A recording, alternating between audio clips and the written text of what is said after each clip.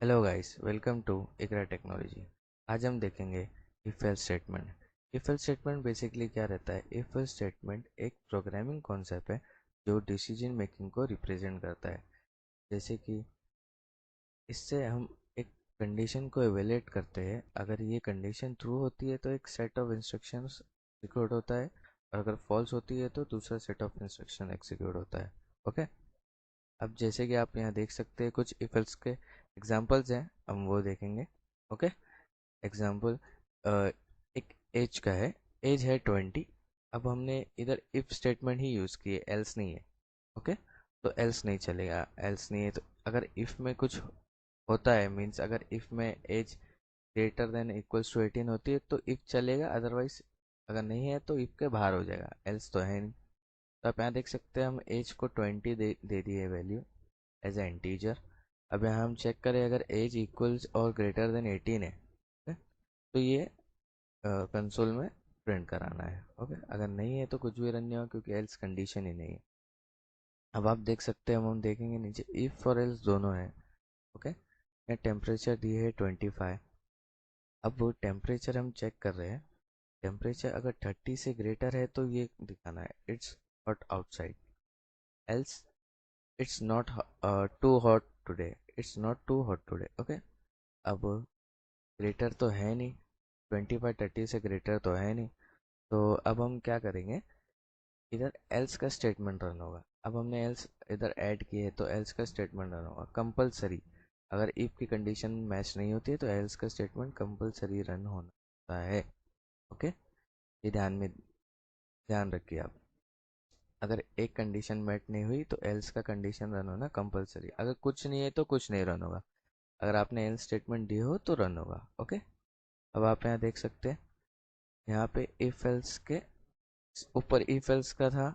अब यहाँ if else if and else है। क्या पे आप देख सकते हैं, यहाँ टाइम है 15 है। अब टाइम इज स्मॉलर देन 12, तो 12 तो नहीं है स्मॉलर देन, तब हमने गुड मॉर्निंग तो नहीं है।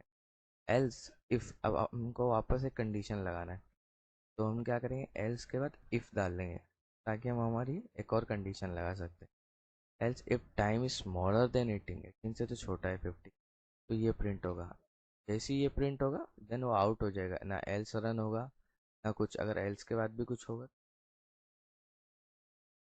मीन्स इसके रिलेटेड होगा, जैसे कि इधर एक और एल्स इफ रहा, और एल्स रहा नीचे, तो अगर एक कंडीशन मेट हो गई तो बाहर हो जाए वो कोड के।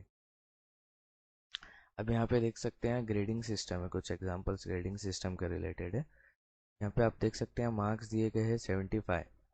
अब हम मार्क्स चेक कर रहे हैं, अगर मार्क्स इज ग्रेटर और इक्वल्स टू 90, मार्क्स कभी ग्रेटर और इक्वल्स टू 90 रहता है तो हमें ए ग्रेड देना है।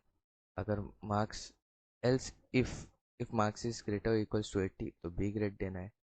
If else if marks is greater और इक्वल टू 75 70, तो यहाँ तो 75 है, सी ग्रेड आएगा। फिर देन कोड बाहर हो जाएगा। अगर ये तीनों में से भी कुछ नहीं होता तो ये रन होता ऑटोमेटिकली। अगर तीनों कंडीशन मैच नहीं होती तो ये रन होता कंपलसरी, एल्स दिए है। कुछ प्रोग्राम्स है प्रैक्टिस के लिए, programs to practice. You want health insurance if no print thank you. अब यहाँ पे हम आपको बता देते हैं आउटपुट कैसा आना चाहिए। ठीक, आउटपुट जो आना चाहिए उस यहाँ पे आउटपुट दे सकते हैं आप। जैसे कि फर्स्ट क्वेश्चन था हमारा, do you want health insurance, false किए तो आया थैंक यू। सेकंड क्वेश्चन था हमारा, व्हाट इज़ योर एज, तो हमने दिए 24, the insurance cost for a person of age 24 is ₹2000। Okay, तो थर्ड क्वेश्चन था हमारा, प्लीज़ एंटर योर स्टैंडर्ड, हमने दिए 15, you need to go to the library for the exam. Fourth question था हमारा, please enter your budget for a car purchasing in lakhs, हमने दे दी 5 crore, based on your budget you can purchase a Ferrari. Okay, ये था ये हमारा output.